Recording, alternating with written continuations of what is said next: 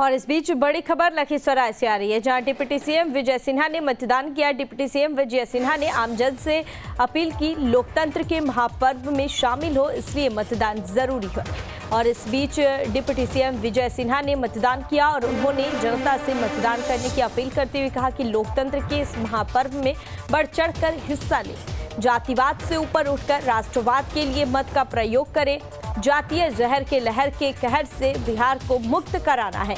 और विजय सिन्हा का यह बड़ा बयान सामने, उन्होंने कहा कि जातिवाद नहीं अब राष्ट्रवाद चलेगा, राष्ट्रवाद नहीं अब, और वहीं उन्होंने कहा कि परिवारवाद नहीं अब विकासवाद चलेगा।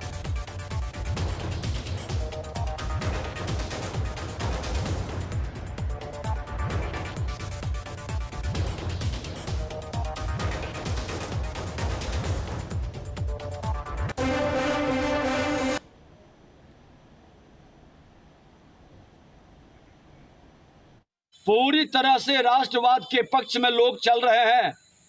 ये जातिवाद का अंतिम चुनाव होगा।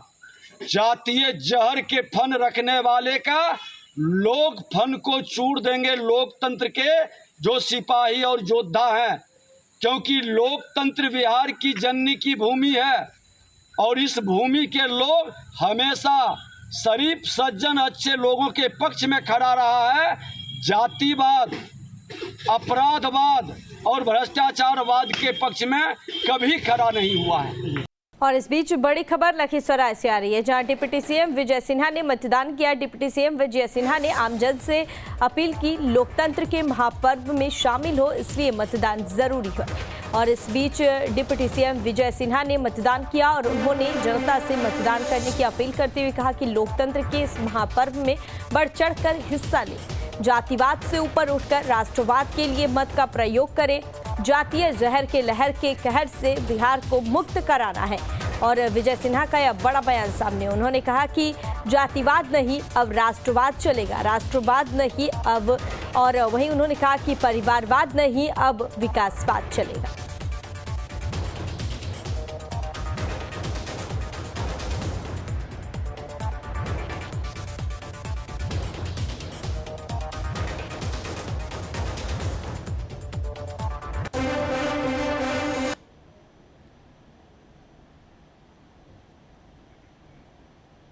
पूरी तरह से राष्ट्रवाद के पक्ष में लोग चल रहे हैं। ये जातिवाद का अंतिम चुनाव होगा।